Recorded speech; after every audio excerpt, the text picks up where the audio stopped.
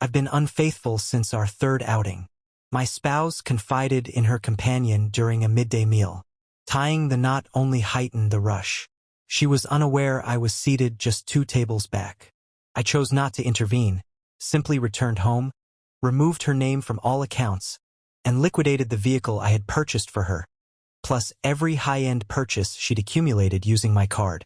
She arrived home to a vacant wardrobe and separation documents on the dining counter. She's been ringing me every evening since. Yelling, weeping, pleading.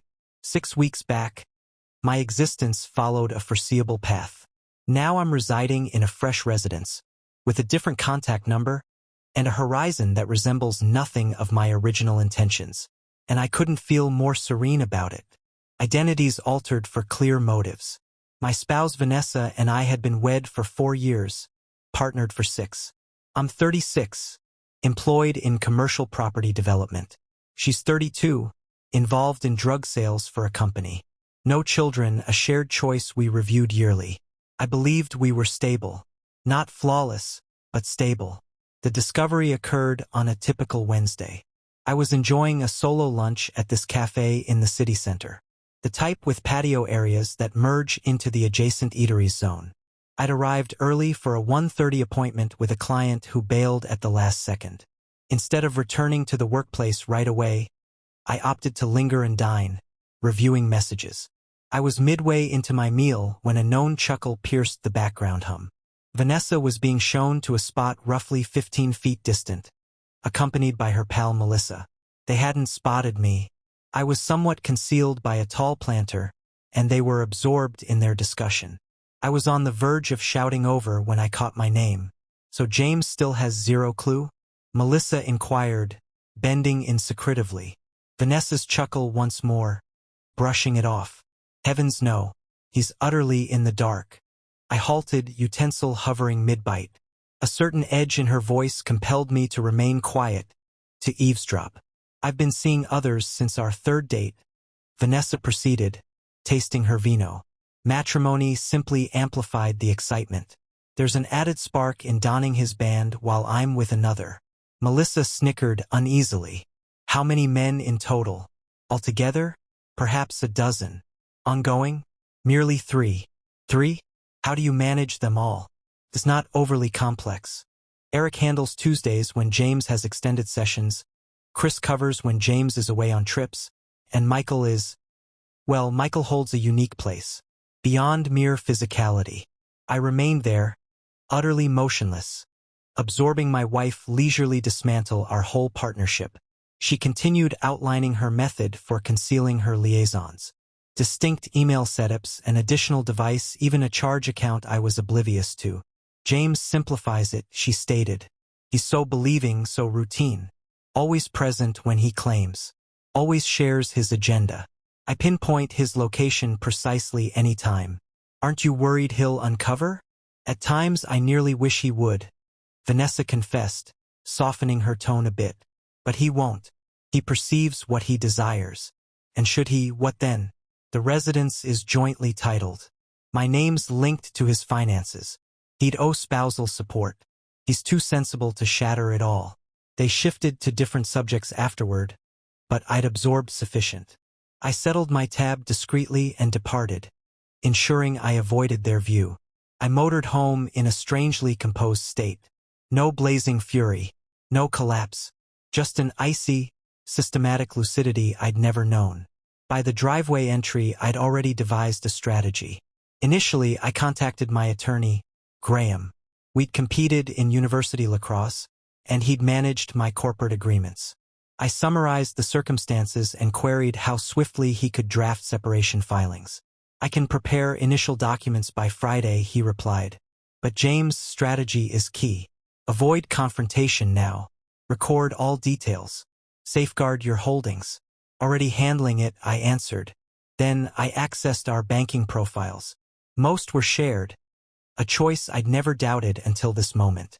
I avoided draining them as that could pose legal issues, but I did move my latest salary from the combined account to my individual one, which Vanessa rarely checked. Next, I compiled a roster of all Vanessa had obtained via my expenses. The Audi I'd gifted for her 30th, the luxury purses, the gems. All pieces that were socially presents, hers by law, but which I knew she prized mainly as prestige markers. Crucially, I mentally noted what I could part with versus what was invaluable to me. My grandfather's timepiece, family photos, particular novels and vinyls, the classic bike in the garage from my dad. These took priority. For the following 2 days, I upheld absolute routine. Shared evening meals with Vanessa, chatted everyday matters, even engaged intimately when she started Wednesday evening.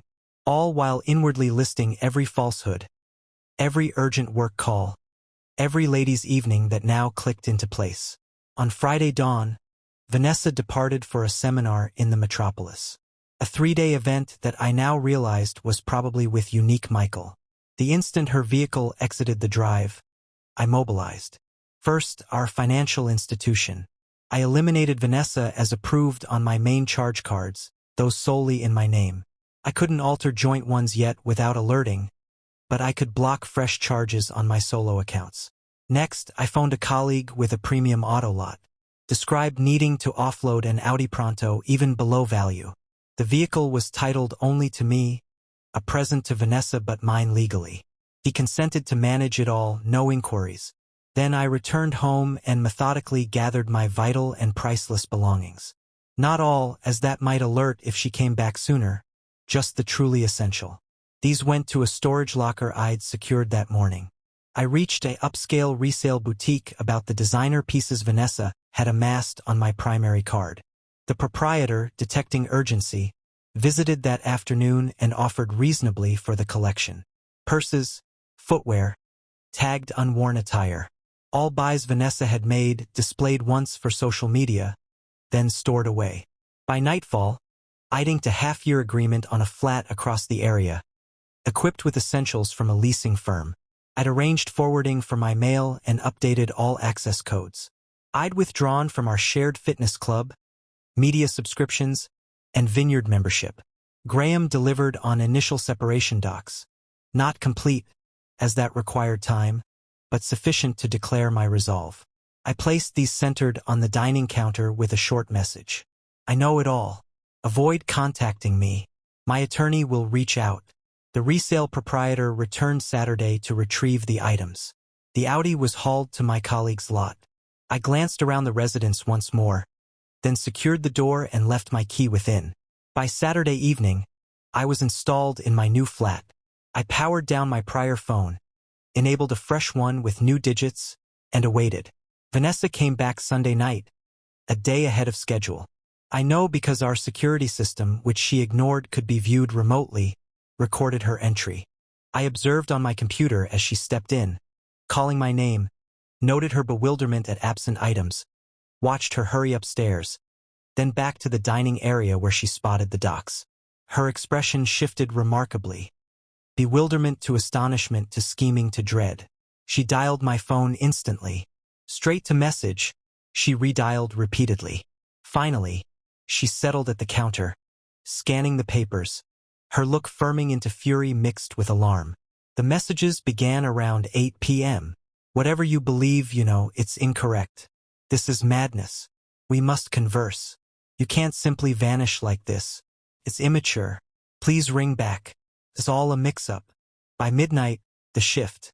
I aired some, but you're exaggerating. All I did stemmed from a void in us. You're discarding 6 years over triviality. Do you realize how many ladies would die for what I shared with you? I ignored each, just recorded them systematically. The following day, I attended work normally, briefed my superior on my plight, and asked Vanessa be barred from the premises. He concurred sans details. That afternoon, Graham phoned saying Vanessa had appeared at his firm, insisting on my location. He'd noted counsel communication was protocol in separations, especially with unfaithfulness. She'd exited tearful, but not before vowing to destroy me without direct talk. In ensuing days, Vanessa employed every coercion method possible. She contacted shared acquaintances, crafting a tale of my emotional collapse. She arrived at my folks' home. They declined her my new location. She even reported me missing, swiftly dropped when I addressed officers. 2 weeks on, she'd switched, leaving sorrowful messages of regret, offering anything for retry. When ineffective, she warned taking all in separation. By third week, she alleged some absent items were priceless family keepsakes I'd thieved, which I had proofs for, and some fabricated. Through it, I stayed utterly mute. No replies, no interaction, nothing twistable or usable against me. Graham managed all, supplying infidelity proof as needed. The cameras had recorded her with men at home during my absences. Her spare phone, left in panic, added more evidence. 6 weeks now. The separation advances well, relatively. The residence will sell, holdings split per prenuptial she'd inked. Skimmed lightly. She'll receive less than anticipated, but exceeding deserved. Vanessa still dials my former number nightly 11 p.m. to 1 a.m., yelling, weeping, pleading. I know via voicemails emailing to an account I review weekly. I skip listening now, just note occurrence and send to Graham. Last week, I encountered Melissa at a cafe. She seemed uneasy, but neared anyway. I'm regretful, she said plainly. If I'd realized you were there that day, you would have what? Queried. Alerted her? Aided the deception? Unsure, she confessed, but she's wrecked. Dropped pounds, frequent sick days. The drug firm eyes firing. I nodded, not concern but recognition. Deeds bear outcomes. As I departed, Melissa queried, ever consider second chance? The notion nearly amused me. Would you rely on one betraying 6 years? With a cheating framework? Risking your well-being with multiples? Suppose not, she yielded. Then that's it. I reflect on the me in that cafe 6 weeks prior, believing, unaware, mapping a life with illusion. I don't mourn him but appreciate no longer being. Trust vanished, but deceit too. Planned life gone, emerging one feels genuine. Vanessa assumed she pegged me. Too logical, too expected to explode on betrayal reveal. Not fully incorrect, I am logical, methodical. But she overlooked vital. Those traits enable precise departure as steady support. She wagered I'd never learn or fear change too much to exit if I did. She forfeited. Now we endure results. Update 3 months on. As many requested follow-up, here's status. Separation completed last week. Quicker than norm via prenup and ample proof. Vanessa seemed restrained at final session. Faint echo of prior assurance. She challenged nothing ultimately, probably counseled battling would prolong and cost extra. Residence sold fast in market. Post-mortgage, equity divided by prenup, 70 to 30 my way as down payment premarital. Vanessa attempted claiming contributions merited more, but infidelity pattern weakened. Career-wise, I've excelled, funneled marital energy to job, sealed career's top 2 deals, earning advancement. Ironic personal ruin aligned professional gain, but accepted. Vanessa fired from drug sales role. Per contacts, she's relocated hometown, retail job, parental home. Glamour built on my funds dissolved. Night calls ceased month ago. Final message differed. No yells, tears, just soft acceptance. I grasp now your method. I'd not heed else. Sorry for what value? Little value truthfully. 6 years deceit uneffaced by one insight. For me, rebuilding starts. Purchase smaller home, different area, solid base, renovation focus. Rekindled sidelined friendships. Casually dating, open on trust barriers. Some critiqued method too planned, urging direct confrontation. To them, what gain? Narrative spin chance. Asset hide time. False claims? Clean split, emotionally vital, tactically wise. Others labeled revenge. Not its outcomes. I didn't ruin Vanessa actively, merely withdrew self and support. Ensuing fall her creation. Key takeaway, he'd gut. Hindsight shows flags ignored. Delayed returns, odd spends, distance then affection surges. Signs existed, unreadied. For similar, self-protect first. Feelings later, post-manipulation safety. Recall, years-long facial liar isn't known spouse. Proceed fittingly. Edit for clarity. Some queried Audi sale legality. Titled, registered, insured solely me, funded premarital. Social gift legally mine. Attorney consulted pre-action, all legitimate.